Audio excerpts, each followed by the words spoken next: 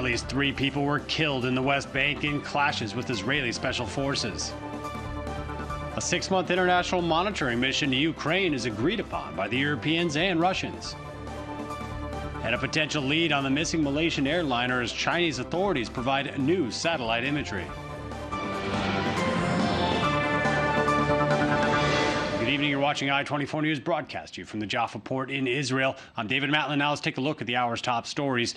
On an overnight mission to apprehend the planners of a mass terror attack, Israeli security forces shot dead at least 3 Palestinians after a Hamas operative resisted arrest in the Jenin refugee camp in the West Bank.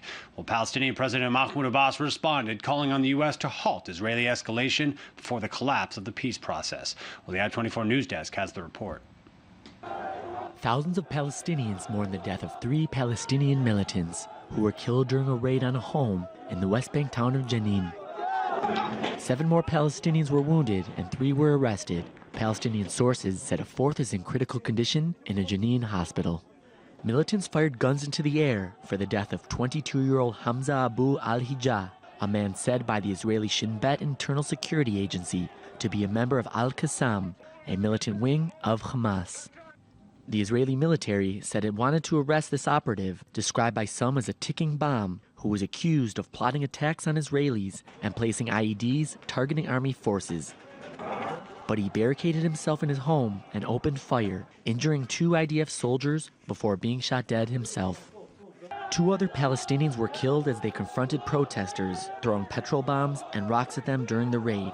According to Palestinian officials, one is said to be a member of the Islamic Jihad, the other the Al-Aqsa Martyrs Brigade. Not strong at the West Bank. Hamas is strong in Gaza, and it doesn't want in the past to fight from Gaza. Currently, in the West Bank, Hamas is trying to rebuild its forces. Israel is trying to stop it. The Palestinian Authority is doing everything that it's in ability to stop it. So I believe we'll hear some protests from Palestinian senior officials such as Abu Mazen, etc.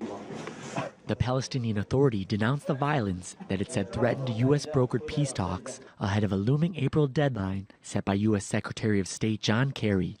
Yet a Hamas spokesperson targeted the Palestinian Authority for the killing of the group's militant. We are sure that this is double crime.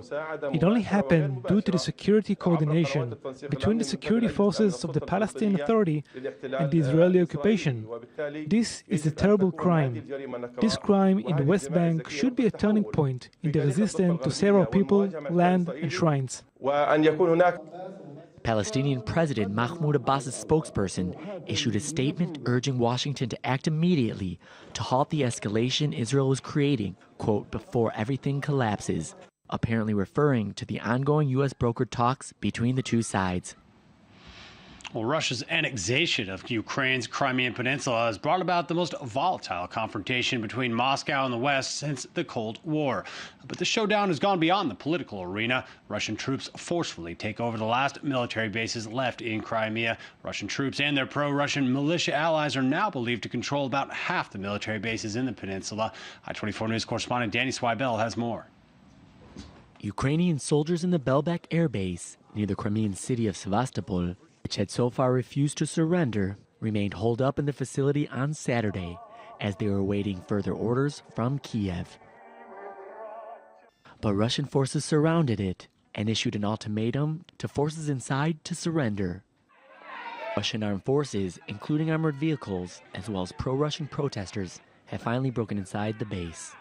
In another step of Russia solidifying its grip on Crimea, the Russian Navy raised its St. Andrews flag over Ukraine's only submarine, taking full control over the vessel and taking down all Ukrainian insignia.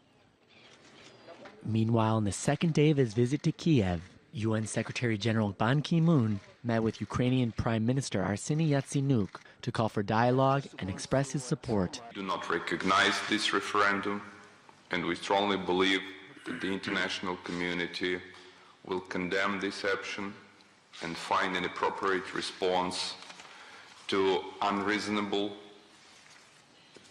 Russian aggression and invasion into Ukrainian territory. Ukrainian people have just gone through a trauma that no country should experience. I'm here to show my solidarity. to the people and government of Ukraine at this time. Where it stands, Russia has now joined the 56 other members of the OSCE in a hard-fought consensus decision to send a 6-month monitoring mission of the Pan-European Rights and Security Group to Ukraine. Ukrainians in the southern region currently call for the country's unification and against Russian annexation. But for now, this call will either fall on deaf ears, or if the call will be heard, very little for now can be done to stop it.